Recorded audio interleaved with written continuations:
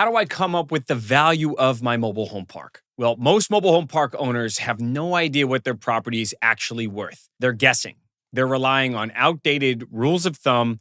And of course, they compare themselves to maybe a property that sold down the road that isn't even the same type of the asset. They compare themselves to another property that sold down the road, and it's not even the same type of mobile home park asset. So if you want to sell, or if you're even thinking about selling, you need to know how your value is really calculated. By the end of this video, you're going to understand the exact factors buyers use to value the mobile home park.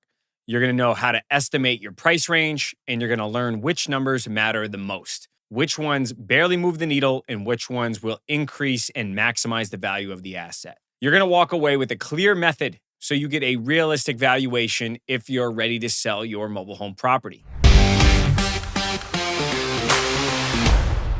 So mobile home parks are valued based on income.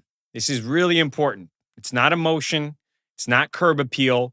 It's not what your friend sold for 3 years ago. Your value is driven by the net operating income and the cap rate that buyers are paying in your market.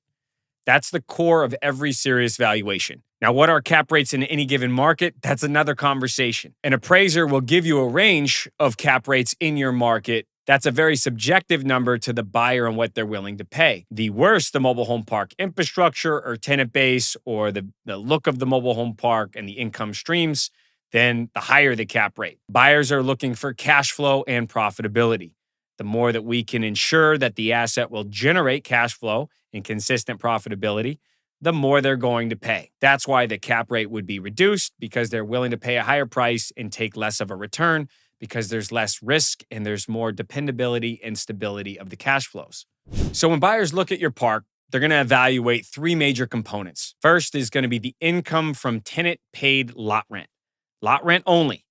This is the most stable and the most heavily weighted metric. Next, they're going to look at the income from park-owned homes, meaning if there's rental homes on the property, they're going to factor that into the income as well. Many buyers are not going to capitalize the rent from the mobile homes. They're going to look at the value of the mobile home as a wholesale price for the home itself. What is the value of this mobile home where I could replace it and put it back on this property after I depreciate it or decrease the value because of the age or the length it's been on the park? Buyers aren't going to value the dependability of the cash flow from those mobile homes, because there's maintenance issues, there's management issues, and they're heavily depreciating assets, and they're not real property. They're personal property. They sit on the lot, and in turn, someday they could get moved, or they get outdated, and they're going to need so many improvements, it may not even be worth fixing the mobile home up anymore, so you're going to have to demolish it and replace it with a new home. So these income streams are very different: lot rent and rental home income. Next, the buyers are going to look at the expenses and how efficient the park is operated. A well-run mobile home park's worth more because the buyer sees lower risk. The value comes from how all of these pieces fit together. Remember, lot rent income, park-owned income, and the expense ratio. A great mobile home park will have expenses around 35 to 40% of the gross operating income, or a park that has a large snow plowing expense, high property taxes, and is paying for the tenant's utilities will have close to a 50% expense ratio. So here's some mistakes that owners make when they're estimating the value of their property. First, they use price per pad instead of income. So a lot of people will want a mobile home park for $30,000 or $40,000 per pad, but ultimately the buyer's looking at the net operating income. They ignore submetering or utility reimbursements. This is such a critical piece to increasing the value of your mobile home park. The lower the expenses are, the higher the value of the park. Aside from property taxes, if the mobile home park owner is paying for the utilities, that is a huge load on the asset and dramatically reduces the value.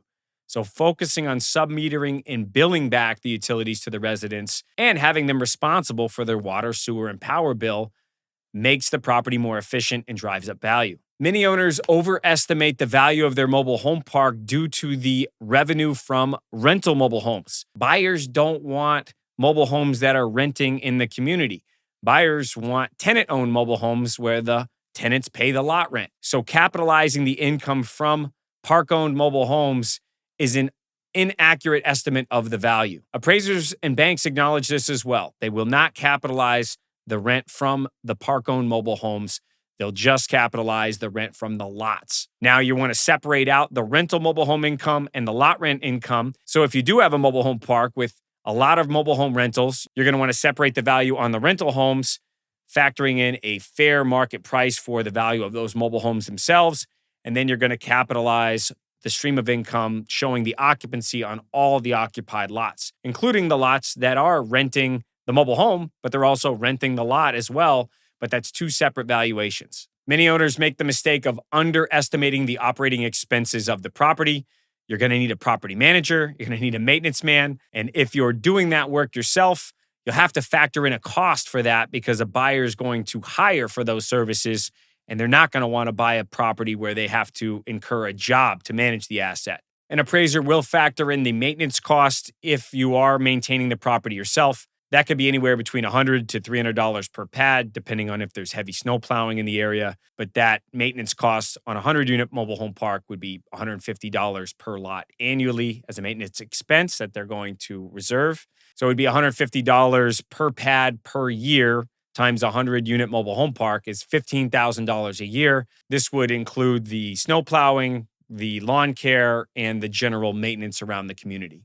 Another mistake owners make is they forget that vacancy and collections matter. Just because a mobile home's sitting on a lot doesn't mean that it's paying. And many older owners that have a low basis in the asset or no debt, they let their tenants get a little far out with when they pay rent. So making sure to crack down and enforce the rent collection is critical to show a buyer that there is a strong rent roll and strong tenant base that pays. A high delinquency is going to make the buyer nervous because in their eyes, they look at the tenant like they are not a quality tenant in the community and that they may have to evict that tenant and that income isn't as valuable as the consistent paying tenants. Also, a mobile home park that has 50% vacancy is going to be extremely hard to fill, especially this day and age where people are not buying a mobile home from a dealer and moving them into mobile home parks consistently. So the buyer is not going to pay a premium for that asset because of the work involved with filling up the rest of the park. Next is the seller applies the wrong cap rate to the wrong type of park. They may think that the park is a 5 or 6 cap, but in reality, there's private utilities, there's high delinquency, and there's a lot of deferred maintenance. That's going to increase the cap rate to a 7 or 8% cap rate because buyers need a better return for taking on all of the issues with that property. So these errors in valuation can distort the sales price by hundreds of thousands, if not $1 million. So here's the smart owner approach. If I were valuing your mobile home park today, here's the simple process that I'd use. First, I want to calculate the true net operating income. I want to take the annual income, subtract the real operating expenses with maintenance management. I am going to exclude any large capital improvement repairs if they were a one-time expense, but I am going to include the repairs that are consistent ongoing maintenance items for the property. Once that's done, then buyers care about the real numbers. They're going to see the true expenses and the true income from the asset. We want to be very clear and show the buyer that this is the lot rent income and this is the gold standard, and the home income can be included, but it's going to be treated differently. Third, we're going to understand the cap rate for the asset. And the cap rate for your mobile home park in your market with the occupancy, the rents that you have, the quality of infrastructure is going to be different in every single market. And I'm happy to share what cap rates we feel or what we're seeing in the marketplace is for your particular asset if you'd like a value on your park. An appraiser can also give you an idea of what the cap rates are in any given market, and you can look at the comparable sales of what those cap rates are for similar parks to yours to get an idea of what the true cap rate is for your asset. And remember, weaker parks, ones that have high delinquency, private utilities, a lot of deferred maintenance are going to have a higher cap rate, and that's going to affect the value. So to put it all together, you want to apply the formula of the net operating income divided by the cap rate.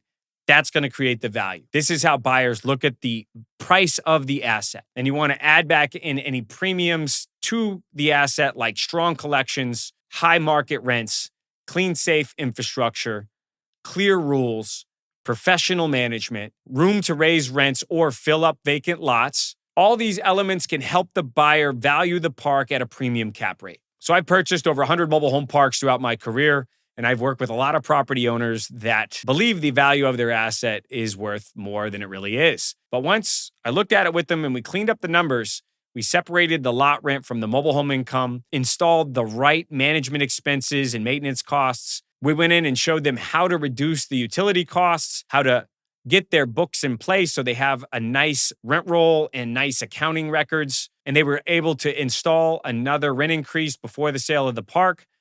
Then all of a sudden, their park value jumped up and it took very little time, less than 2 to 3 months. This was a win-win scenario because I could pay a higher price because I had the certainty that the park was operating with the expectations that I had. And the seller was able to make a few changes with our assistance and get the value that they were looking for. So if your goal is to sell, clarity is the biggest advantage.